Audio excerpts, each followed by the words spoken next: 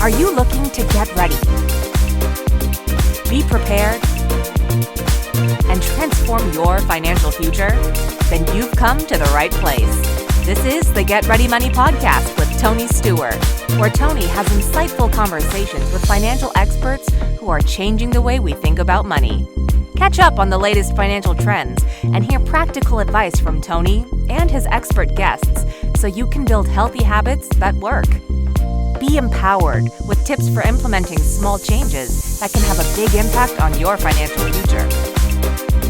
So sit back and get ready to hear from today's guest. Welcome to the Get Ready Money podcast, changing the way we think about money. I'm pleased to be joined today by Jessica Moorhouse. Jessica is an author, money expert, and podcast host. In this episode, we'll be discussing Jessica's insights on how we change the way we think about money and happiness. Jessica, welcome to the Get Ready Money podcast. Thanks for joining us today. Thanks so much for having me. Yeah, excited to learn more about you and your work. So, let's start out. What is your origin story? Oh gosh, how far back do you want to go? Because in the book, I go back to when I was 4 years old, and we go from there. But I think to kind of give you a sense of how did I end up where I am, where I run my own business, focused on financial education, wrote a book. And really just spend all of my working time anyway, educating predominantly Canadians about personal finance. But, my personal finance information is for everyone around the world.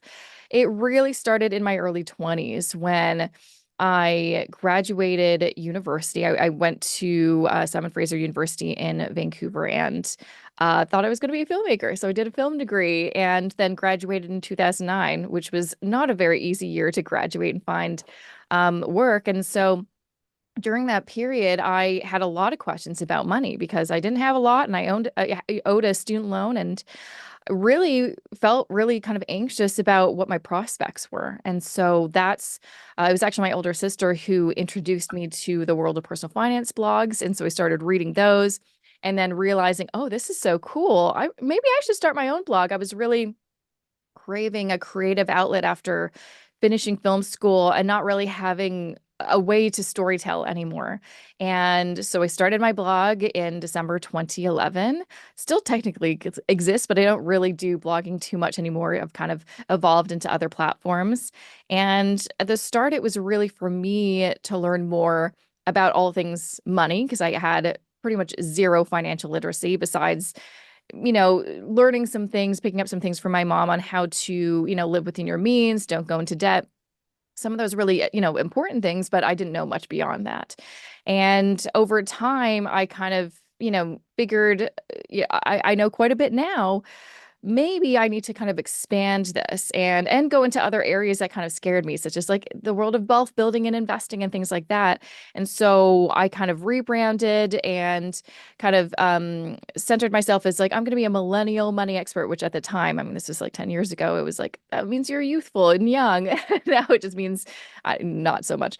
And so I really, wanted to create kind of a universe where I can help others who were maybe in my position, who are maybe at the start of their personal finance journeys, or maybe even the middle, and they're just looking for something specific, to create that kind of shame-free, no judgment, down-to-earth financial education to help them in their situations. And it's funny because I always thought, my passion was filmmaking, but now I recognize actually my passion is storytelling.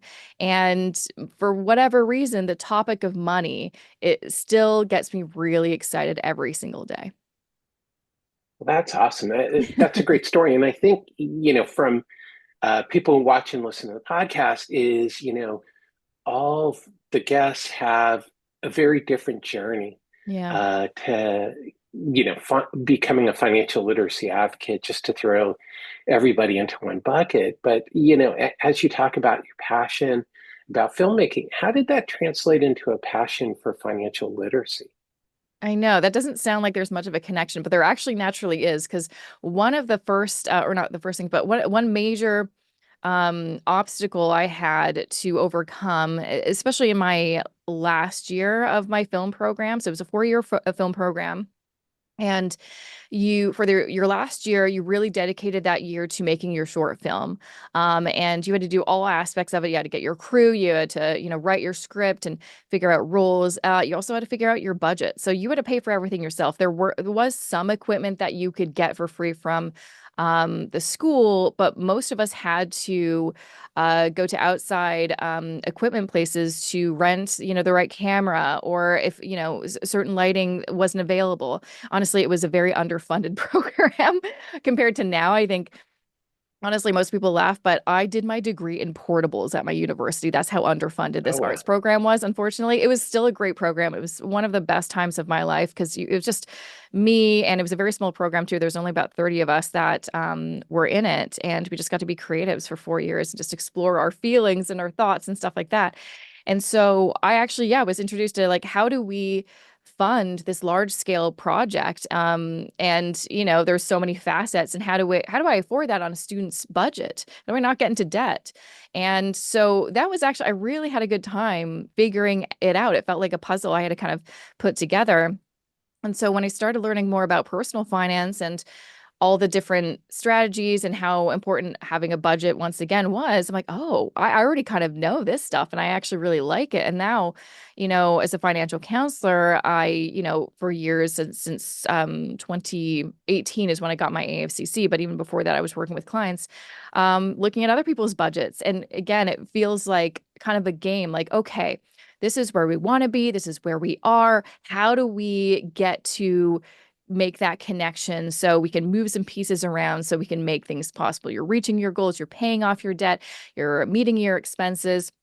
We're making progress every single month. Let's figure this out together. And so I think that's part of the reason I get so excited about it is like, I'm a very solutions focused kind of person. I'm always trying to find, I'm like, okay, there's a problem. Okay, how do we fix it? Instead of being like, oh, well, this sucks. This isn't going to work out. I'm like, no, no, no. There's always a solution out there. We just have to find it. And that's the fun part. And so I think, yeah, there is actually, now I can see there's a very natural connection between, some of the things I learned in film school to what I do now. And then there's, again, like that storytelling piece where it's not just like, personal finance isn't just about money or dollars and cents. It's actually about the story. Everyone has a money story. And that's really what we go into in my book, Everything But Money. Everyone has a story, and it may be slightly different or vastly different from someone else. But what I found from interviewing so many people while I was writing the book is there is always some sort of thing that connects us, some kind of tether. And that should make us feel kind of good that, like, oh, we are all kind of trying to do the same thing. We're all trying to reach our goals. We're all trying to figure out what we don't know. A lot of us, feel like we're alone, but we're actually not, because we're all stumbling along and trying to do our best. Yeah, and that's such a great point is, I've had guests and I know people, from, you know, people who are, I guess, top experts to people who are learning, or, quite a few of my guests, interestingly enough, have come from some type of media background Mm. and Hmm. become personal finance, enthusiasts, content providers, and evolved to being experts themselves. But that's really part of it. Is one is money is so huge, but two, Hmm. finding ourselves on that journey. But I loved Hmm. what you said, that there always is a solution out there. We have to find it, because I think Hmm. that's one of the challenges with money, is that people get easily discouraged.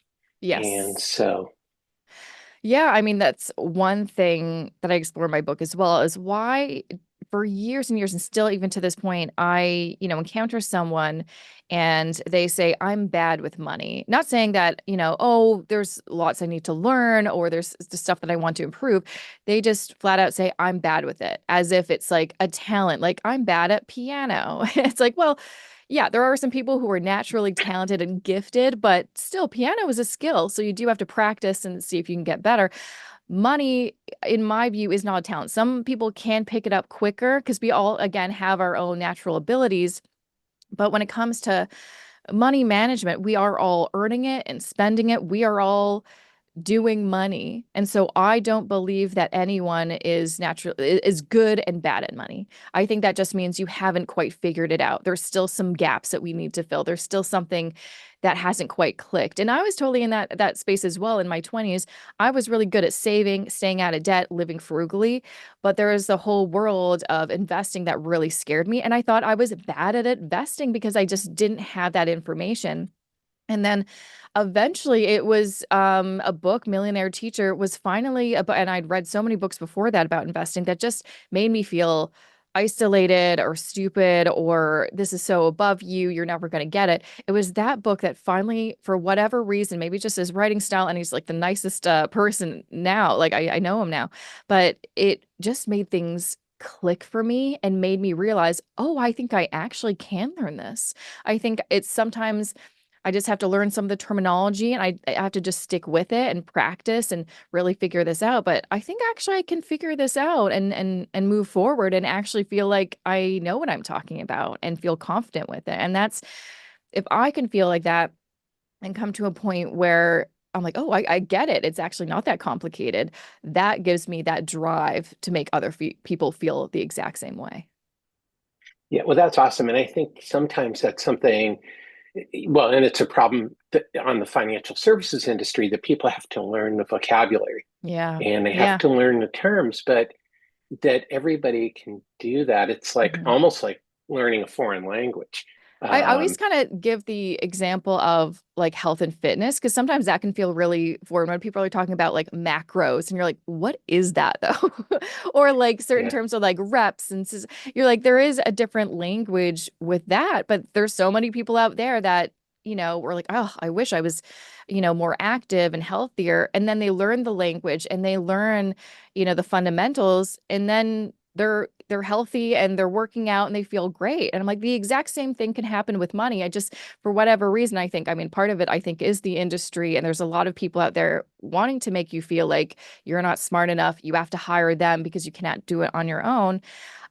So there's a lot of people out there, excuse me, there's a lot of people out there who are trying to make you feel that way. And I've had personal experiences with that myself. And that was again another motivator for me, like, no, I need to learn this on my own because I don't want someone saying that I can't do that because I don't think that's true. In my gut, I know that's not true. And it's not true. There's so many people that I personally have a course I've had for 4 years called the Wealth Building Blueprint for Canadians. So it's a course specifically for built for Canadians about passive investing. And I really just wanted to have this resource for people to be able to, if they want, leave their advisor that doesn't make them feel good, get out of those high fee mutual funds if that's not what they want to do, and learn how to do it on their own. And that's been really empowering to see people like, I don't know if I can do this, and go through the course and they're, oh, this makes sense. This is the first time this actually makes sense in my brain. And I can do this because now I know the information I didn't have, and I know the tools, I know the strategies, I know the things and how to put it all together. I don't know why I used to feel like I wasn't capable, but you are capable. yeah. So, I think there's a few lessons in here. I have, my audience varies from financial professionals to Mhm. consumers to other financial literacy advocates. But I think the message for all of us, so if you're a financial advisor, you have to make your advisors feel comfortable. If you're a Mhm. consumer, you have to be comfortable.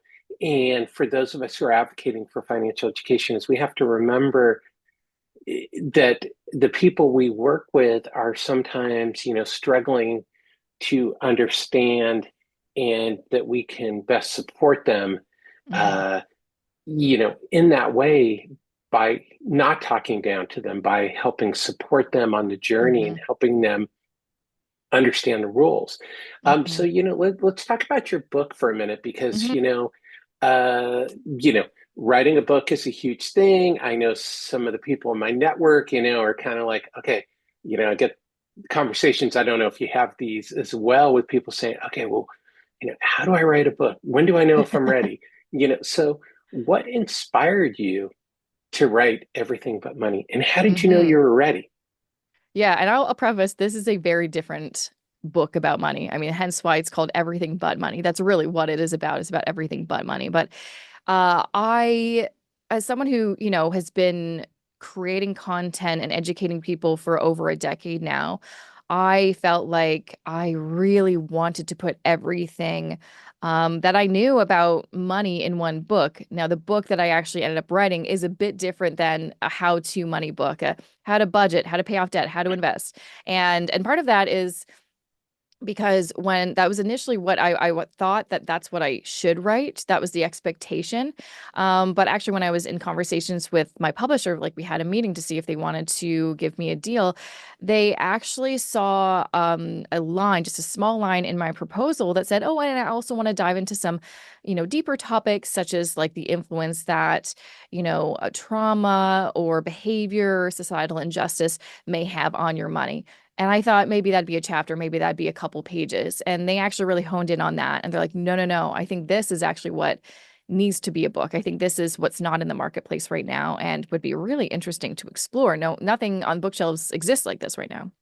There's a lot of great money books about money, a lot of great psychology books about psychology, but there isn't quite, besides like The Psychology of Money, which again is a great book, but mine is very different than the topics in that book. And so how did I know if I was ready? I mean, I've been ready for years. I've been wanting this so long. I couldn't wait to get started. But also I felt like personally, I think things kind of happen when they're supposed to, because I had actually been, toying with the idea of writing a book before COVID in 2019 and sending my proposal to some agents. And it just was, the timing was not right. And I think I actually need to live a little bit more life in order to write the book that exists right now. And that's because the the book really started from the point of view of all of the financial counseling clients that I've worked with over the years and the stories that they've told me. And they'd always come to me for help about their money. But what we discover is it was always bigger than that. It wasn't actually about money, it was about something else. Most people overspend or get into debt not because they're lazy or they're bad at money or, oh, they're just not motivated. No, that's why they came to me. They are motivated. They want to change. They want to see results, but for whatever reason, they could not figure out how. And even when all the information in the world about how is out there, there's free content, there's paid content, there's everything that you can possibly want to know about money is available. So why are people still, a couple months later coming back and they're still in debt. They haven't made any movement. And so I really want to write a book for those people who feel like they just don't have a healthy relationship with, oh, sorry. Let me pause for one moment. That was my bad. So, initially I thought I was going to write more of a traditional how-to personal finance book because that's what I thought would get me a book deal, honestly. And that's what I thought people expected and wanted. And so that's kind of what I wrote in my first, or I guess my second proposal, because back in 2019, I was actually shopping around a proposal, but then COVID happened and everything kind of changed after that. But I got a meeting with my current publisher and pitched them my proposal. And it was fine. It probably would have been a fine book, but there was one line actually when they were going through it that really stuck out to them. And it was a line that said, and I'm going to explore kind of the impact, the influence of things like trauma and behavior and discrimination, societal injustice on your financial life. And thought maybe that'd be a couple paragraphs, maybe half a chapter. And they're like, "Oh no, that is what you need to write your book about." Because guess what? And I know this to be true because I've had 400 plus guests on my show, most of them who've written a book about money. They're like, "No, no, no, we need something different." And that book is not on shelves, and that's something very interesting that just caught our eye. Can you write a book about that? And so I said, of course I can. Of course I can. And restructured the proposal and really got into the mindset of, okay, who am I writing this book for? And then I realized I'm writing this book for anyone who's listened to my podcast or who's read all the books I suggest, has done the work to learn what they need to know about money. But for whatever reason, they still haven't made any progress. They still feel like they don't know what they're doing. They're still not confident and they're still not moving forward. And so I want to write this book for anyone who hasn't felt like seen or heard in personal finance content. It's just not sticking for some reason. There's something in the way. And so that's why the subtitle is The Hidden Barriers Between You and Financial Freedom.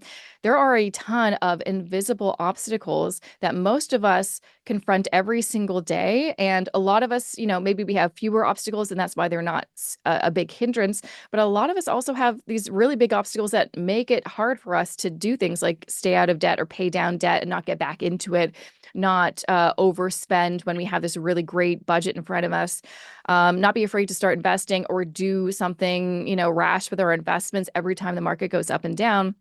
So I really want to put that all together in one book to explore why do you feel like you're bad with money? Let's explore that and see maybe it's not you. There's all these other elements that are making it hard for you to get out of your own way. And once you know what those things are and you know what some of the tools and strategies are to circumvent them, that will provide you then that open space to actually move forward and see some results finally with your finances. Well, that's awesome. Yeah, you had so much great knowledge in there, but I love that that it is about overcoming the obstacles, and I completely agree with you that even though people can have all the information in the world, Mhm. and most people understand the information, is that they still are making interesting decisions. So it's Mhm. about understanding the why of the Yeah. decision and how it fits in with everything else, Mhm. and sometimes it's who delivers the message as well. Mhm. And I think you alluded to that a little bit. The one question I want to make sure we get to before we jump into the get ready questions is the happiness element, because this is Yeah. something that you talk about. How are money and happiness interrelated? Yeah, there's like a whole chapter really on that, which was such a delight to write about happiness. And that was really to get to the core of, let's get back to why we're doing any of this anyway. Yes, money is important for our survival, but then once you kind of go up that, Maslow's hierarchy of needs and you're in kind of the top tiers, you're looking for something beyond that. And I think a lot of people think that, well, then money can make me happy and satisfied with my life and all these other things that money can't actually do. And when I say that, I want to say that money can be a tool that you use in order to find the happiness and joy that you're craving. But money itself is not happiness. And I think that's where there's a big disconnect. A lot of people think that more money, means I'll have more happiness. And there's actually studies that I include in the book that to a certain extent, it can provide you more happiness.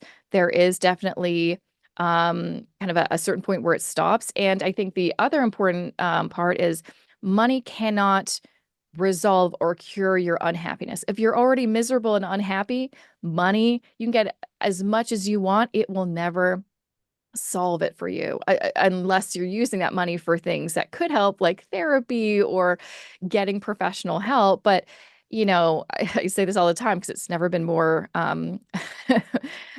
obvious. There are so many people who are billionaires that you'd think would be so happy and they are so miserable, and it's so clear because they just keep on spending their money in ways that of course is not going to make you happy. And so one thing that I talk about in the book is we need to remember or remind ourselves and get to know what actually does make us happy. And then how can we use, tools to build wealth in order to help us attain that? Because, for example, I mentioned therapy. Therapy is so important for so many of us to resolve some of our unhealed emotional wounds, but that costs money. And so we need to get money in order to pay for that. And then once we do, then we will see, oh, wow, my mood and everything else is improving. This is great. But again, if you just have more money in the bank, that's not, a replacement for therapy. You need to have that. Yeah. But there's a thing in the book called the Perma Plus model. And it really is just an acronym for all of these elements that actually provide you joy. And what you really realize is most of these things are low cost or free, such as, E is for engagement. So these are things that, and I like to go back to the Perma Plus model whenever I'm maybe not having a good day to like, what will make you happy today? And, engagement means if you were really engaged in something, such as a good book, a puzzle, anything where you can kind of lose track of time because you're just in the moment, that is something that will bring you extended happiness and joy. And, you can do a lot of those things for free, or like going for a walk, like things that are so simple, but they actually really do kind of fill up our cups. And often we forget about some of these really simple things that, no, this is actually going to provide you more happiness than, playing the stock market and then seeing that you get a crazy 30% return. That joy of seeing that crazy return in a short amount of time will dissipate very quickly. And then you'll be looking for the next one and the next one and the next one. And then you're in the cycle of, maybe not doing the best things for your money. Whereas honestly, maybe you should have just opened up a good book or a puzzle and just had a nice time with yourself and get back to kind of the fundamentals of what happiness actually is. Yeah, I love that. And, I'm reflecting back on some of my guests and their journeys and some of the guests who've done more of the extreme fire Yeah. and that they really weren't happy Yeah, no kidding. with Yeah. it. Oh, surprise. After depriving yourself and just being so intense with a certain strategy to build wealth in a short amount of time, you reach your goal and you weren't really maybe enjoying the journey. Maybe you were, maybe you weren't. And then you get to your goal, and then what? Because a lot of people, and that's something I touch on slightly in the book, is that I've talked to a lot of people who've done fire and realized at the end of it, oh, I thought this goalpost would provide all the happiness I was lacking, but actually I'm still in the same, I still not really happy, but I have a lot more money. And you're like, yeah, because the money wasn't the point. You need to find purpose. You need to find out what actually brings you happiness and how can money help you get there. But just having enough to quit, like, typically the people I talk to who are in the fire community, the reason they get into it is because they hate their jobs. Guess what? You don't have to wait until you have 1 to 2 million bucks in the bank before you quit the job you hate. Look for another job, or, create that safety net where you feel like you can quit your job and maybe take a sabbatical for a year and then find another job. But you don't have to wait until you're a millionaire to, figure out what the actually root problem is. And yeah, that's like one of the most problems. Like, you hate your job. Well, there's other solutions out there before having to like spend the next 10 years trying to retire early. Just get another job. Yeah, sometimes the solution is just reframing everything. Yeah, reframing So, things. Yeah. so let's jump into the Get Ready Money questions. These are more rapid fire questions that I ask all of my guests. The first one is, what basic money concept do you wish people knew? I mean, I do. So with my book, again, I tell people, like, just so you know, this is not a book that, going to provide you action steps for, budgeting and debt. However, there is a part where I'm like, well, I do have to kind of talk about budgeting, because I talk about if you wanted to get professional help from a mental health professional, it costs money. Not everyone has that money. So we do need to have a plan. So I go into what I call a spending plan, just because a lot of people find the word budgeting, or budget triggering because it hasn't worked for them in the past. And so use the term spending plan and just break it down. And that, for me, that was like one of the first things that I learned, and that changed my life. How to, do the pay your first sale first method. Focus on your savings goals first, your spending second, prioritizing yourself. And I'd say the other kind of element that I always try to help people reframe as well when they're like, oh, I've heard of this before, it just doesn't work, is start thinking of money management as financial self-care, or one of the best forms of self-care, because you're taking care of yourself right now, but also in the future. And so even though in my 20s, I lived very frugally, I had a couple jobs, I made a lot of sacrifices. I didn't, maybe spend my money as freely as some of my friends.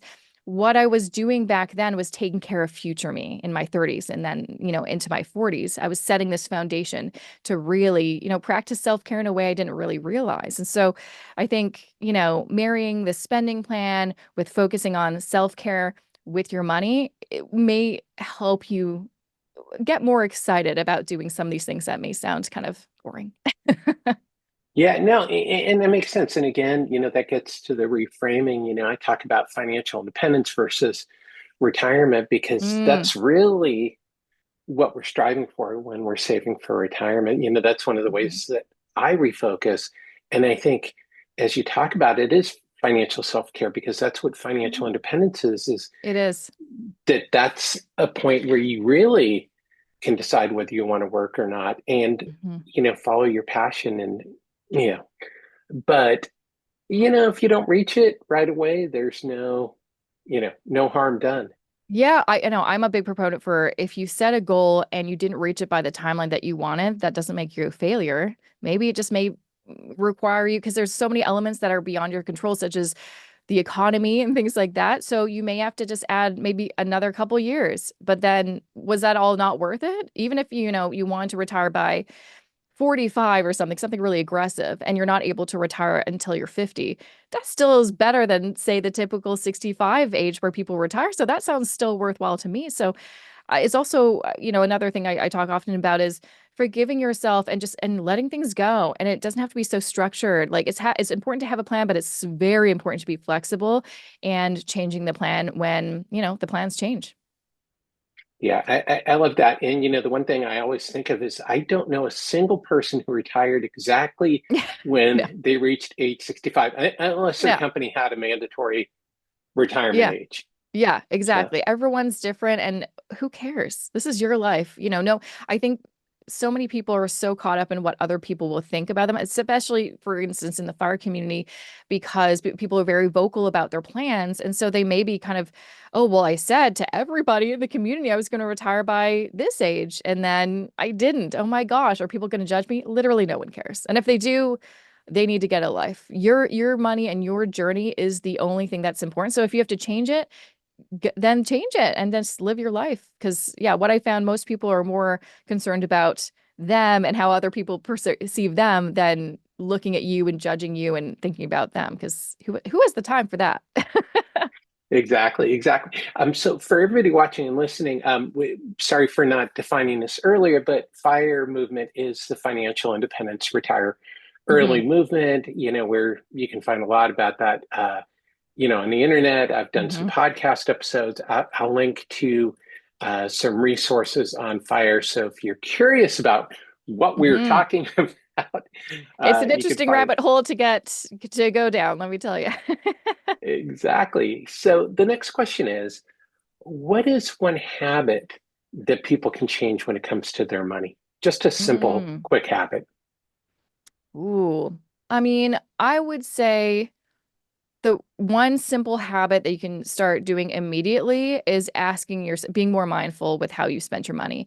And by that, I don't mean, is this good or bad? It's, do I value this or not? So that's kind of how I frame, if you need to look at your budget and cut some things or hit pause on things, don't do the things that you feel like you ought to, because then you're going to probably eliminate all the joyful, exciting things, but really take a stance on what are my personal values? What brings me happiness and joy? And how can I integrate some of those? So when you're, at the mall or shopping online, really check in with, what are my values? If me buy, and also I'd say, to tie that, and I talk about this in the book as well, is check in with yourself. How do you feel? Do you want to buy something because it aligns with your values? Okay. And do you want to buy this thing because of how you feel? Are you feeling really anxious, really fearful, really kind of emotionally dysregulated? And if so, maybe we shouldn't actually spend any money because we're not really using a clear mind for that. But maybe you're like, no, I feel pretty good about this. I don't think I'm going to regret it. I've thought about this really long and hard.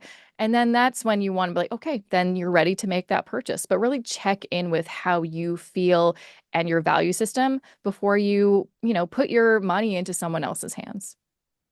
That's great advice. Take a beat and Take a think beat. about Everyone it. needs to take a beat because you know how easy it is to spend money. It's never been easier to tap your card, or even if online, maybe some of your credit card information is already saved on that website, 2 seconds.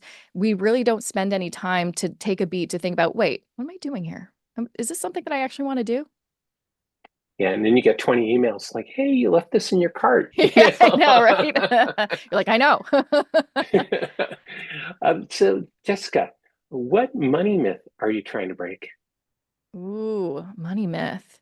I mean, kind of like I mentioned at the beginning of this episode, the myth that anyone is bad with money or inherently bad with money, or, I just can't, see myself in a better position than where I am.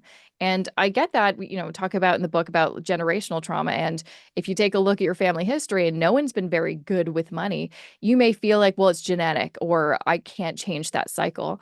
But there's so many, opportunities and resources now that didn't exist in the past, that it is actually possible and much easier to change your financial future and your life. And so we need to stop saying that we're bad with money and start saying that, well, maybe I'm not in the place that I want to be, but there's potential. I am capable and I can learn this stuff and I can change my future. So no one's bad with Yeah. money. That's a myth.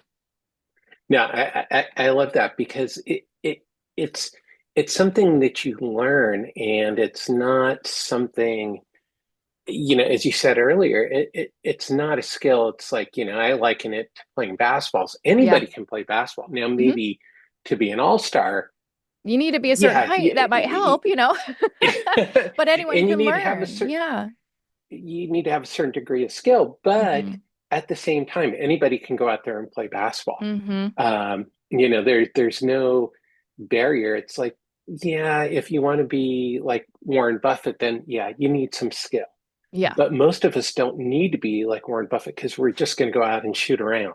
So Exactly. Exactly. No, that's such a great way to kind of describe it is anyone can learn basketball, but you don't have to necessarily have in your mind that you have to be a pro athlete. Maybe you just want to be better at basketball. And so when it comes to money, you don't have to be a professional, investment advisor or go that length unless that's something that you want to do. But for most people, they just want to learn, how do I manage my money better so I have better cash flow? And how can I make sure I'm going to retire one day?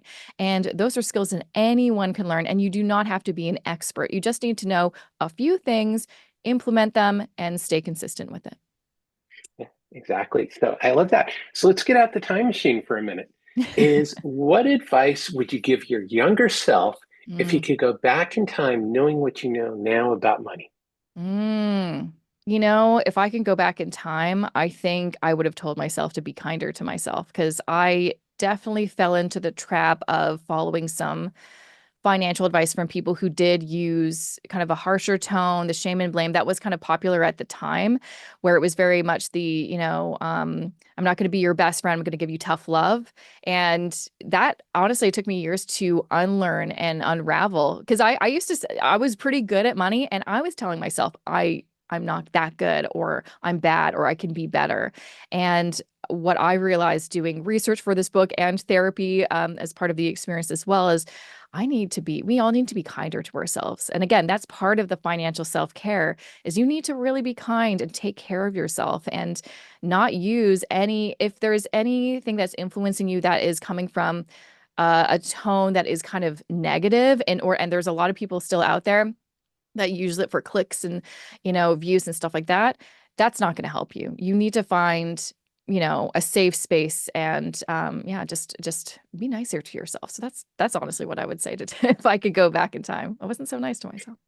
Yeah, and I think that's so important because some of them are huge financial gurus. We won't drop any names now. I think No, a but lot of us they're still there know. and they're very loud. They're very loud out there. So And I'm you sure you and gotta, I are thinking of some of the same people, but yeah, I think, I'm with you 100%. If there's somebody that you're following, whether it's about money or anything, who's yeah. making you feel bad, that's not We should somebody not to follow look up those to. people. There's so many amazing people out there that can empower you and motivate you and teach you the same principles that actually make you feel good about yourself and and that I feel like positive motivation is always going to be a better long-term strategy than any kind of negative motivation. And again, when you go into that negative motivation, you're like, oh, well, maybe they know what they're telling me. Oh, maybe I do need a talking to. That is good. It is going to affect you emotionally and you're going to have to unwork some of that stuff. So yeah, try to just, yeah, mute or block those people and find people who are actually going to empower you and believe in you and make you feel good about yourself and your potential. I love that. Find people who are going to empower you. Yeah. So, quick question. What is your go-to favorite money resource, whether it's a podcast, book, newsletter, app, or Mm, website? What is that one thing you turn to mm. about money for yourself? Oh gosh, that's a great question. You know, I guess there's a few. So honestly, just for the longest time, because I get questions daily, whether it's Instagram, YouTube, whatever, about everything under the sun. But I honestly use a couple really great free resources. Like the CRA website has all the information you probably could ever want about, taxes and accounts and money management, things like that. It is Sorry, dry as which website? the CRA website. So this is for Canadians, the Canadian Oh, Revenue okay. Agency. So that go there a lot Oh, just for okay. that kind of information, which is a very dry and boring. So it's like government website. There's also a really great newsletter that I've signed up to, and I think I've been a subscriber for a couple years now. Well Simple has it's called TLDR, and it's just a really well written weekly newsletter of what's going on in the economy, what's going on in the financial markets, and here's some kind of tips and tricks. But it's really engaging and really well written, so I like that a lot. That's a great free resource anyone can take advantage of. That's awesome. And it's interesting because with my US guests, the IRS website has come up a couple times Yeah. too. So, don't overlook these free government websites No, as like they again, do I have think a some lot of good people are like, oh, information. really? Like that's going to be really hard to get through. And in the past, the government websites used to be impossible to understand. They've gotten better. Maybe they've just gotten some better writers or what have you. But why I kind of like those is if you're literally just looking for information and not opinion, they can't put opinions on there. Well, I mean, in general, I'm not going to talk politics right now, but in general, they do try to just provide the facts, and so that's what I kind of like. But there's also, yeah, just honestly, I've had such a great 10-year run of my podcast. I've been so lucky to interview so many amazing financial content creators and experts and authors. I mean, there's a mountain of books I can suggest to people that are so great. And what's amazing is when I was in my 20s, there was a very small handful of books that were available to anyone to learn about finance. Now there's thousands of books from anyone from any age, background, experience. And so now is like the kind of the best time to find like the right resource, the right person to follow, the right book for you, because there's someone for everyone, which is really exciting. So for me, I'm a very glass half full kind of person. This is kind of the best time to learn about money management and personal finance because it's never been more accessible than it is today. Well, that's awesome. And for everybody watching and listening, that's my wrap up question is where people can find you, but there will Yes. be links to Jessica's podcast. So, Jessica, to wrap up, what is your number one tip on changing the way we think about money? Mm. Well, I mean, I'm going to kind of refer back to my book. If you can understand your origin story with money, your money story, so the narrative you've been telling yourself up until now, and really dig deep into why do I believe the things I do about money, feel the way I do, value the things that I do. If you can really understand that information, that will reveal a lot about yourself, why you do certain things, certain habits. And then you can take a good look at what do I want to change? What do I want to leave in the past because it's not serving me? And what do I want to maybe add on? And then what do I want to keep? And this is the best way to start rebuilding that healthier relationship with money. So that's kind of where I'm telling everybody is like, get to know yourself and your money. And that will, I think, make it a lot easier to eventually get to a place of doing some of the more practical how-to things, such as sticking to that spending plan and investing wisely and things like that. That will make more sense once you know more about your money and yourself. Yeah, and I think that's how everything ties in is, Yeah. you have to understand yourself and where you're coming from because that drives your decisions across your whole Hmm. life and money ties into everything we do. So, Jessica, where can people learn more about you? Where do you hang out online? Where can they Hmm. pick up a copy of Everything But Money and check out the More Money podcast? Yes. So my website is jessicamoorhouse.com. You can find me on Instagram at Jessica I Moorhouse. And yes, the podcast is called the More Money Podcast. So you can check that out wherever you listen to your podcasts. I also have a YouTube channel just under my name, Jessica Moorhouse, where it's more informational videos. And yeah, the book is out now, Everything But Money, The Hidden Barriers Between You and Financial Freedom. So check it out. There's lots of great stories from other people I've interviewed, lots of great exercises. I think it'll be, if you're looking for something different, this might be the book you're looking for. That's awesome. And for everybody watching and listening, as always, there'll be links to all of those things that Jessica mentioned, her social media, website, book, and podcasts. So you can check those out just by going to the show notes. So Jessica, thanks again for joining us today on the Get Ready Money podcast. Thanks so much for having me. This was a lot of fun. Yeah, this is great. And thank you, everyone, as always, for tuning into this episode of the Get Ready Money podcast. If you learned something today to change the way you think about money, please be sure to tell a friend and to subscribe. Until next time, let's change the way we think about money.